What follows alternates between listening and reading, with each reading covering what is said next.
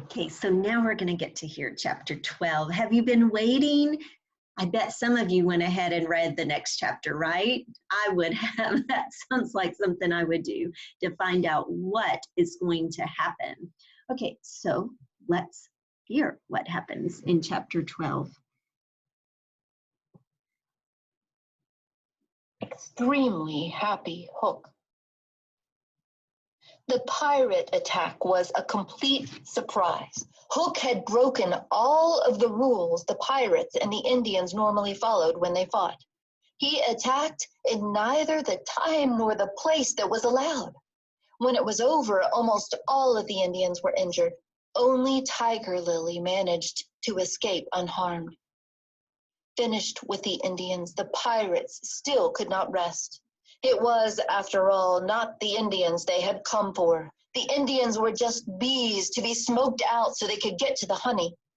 The pirates wanted the lost boys and Wendy and, most of all, Peter Pan.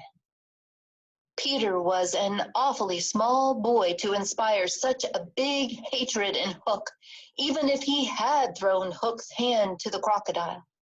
But there was something about him that enraged Hook. It was more than Peter's courage or his cuteness. It was his cockiness, his absolute confidence in himself. This is something many children have, but most grown-ups have lost it entirely. Perhaps Hook had lost some of his too and wanted it back. The question was, how could the pirates get down the hollow trees which were perfectly sized to allow each individual lost boy down, but no one else? Below, the boys were still trying to figure out who had won the battle. If it was the Indians, they reasoned, they will beat their tom-tom drums. It's always their sign of victory. Perched at the edge of the hollow trees up above, the pirates heard this. Smee happened to be sitting on a tom-tom, which Hook ordered him to beat immediately. After a moment of confusion, Smee understood and smiled. Boom, boom, boom, went the tom-tom drum. The tom-tom, the pirates heard Peter cry. The Indians have won. Let's go up and celebrate with them. The lost boys cheered, and Hook ordered his men to take their positions and get ready for the boys to come up through the trees. The first to emerge was Curly. The pirates threw him around like a ball, from Keko to Smee, then Starkey, then Bill Jukes, then Noodler. One by one, all of the boys were plucked from their trees and tossed around in this manner. It was, to say the least, a different kind of flying than they were used to. The pirates then gagged the boys and tied them up. With Wendy, the pirates behaved differently. After all, she was a lady, or rather a little girl, and even pirates have some manners. When she emerged, Hook offered her his arm and bowed so elegantly that she blushed. When they tied her up, they used the softest rope they had, apologizing and making sure they weren't hurting her. When it came time to tie up Slightly, however, the pirates found that it took far more rope than it had for the other boys or Wendy. It turned out that Slightly had been sneaking so many snacks lately that he had grown greatly. In fact, there had come a day when he no longer fit in his tree. How had he gotten into and out of the cave? Each night, while the other boys slept, he had secretly started to widen the hole in his tree. "Why are you so much bigger than the other boys?" Hook demanded. "Why, you're practically as big as a grown-up." While the pirates found extra rope with which to tie him up, Hook had a brilliant idea. He knew how he was going to get Peter, who was still down in the cave. He signaled for the other pirates to take the lost boys and Wendy to the ship and leave him alone to his plans.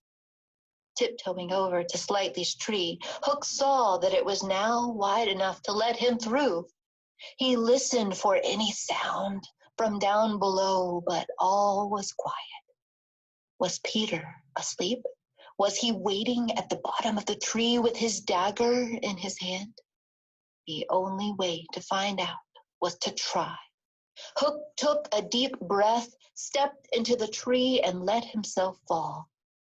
When he hit the ground, he crouched for a second, waiting for his eyes to adjust to the dark of the underground cave. Finally, things began to take shape.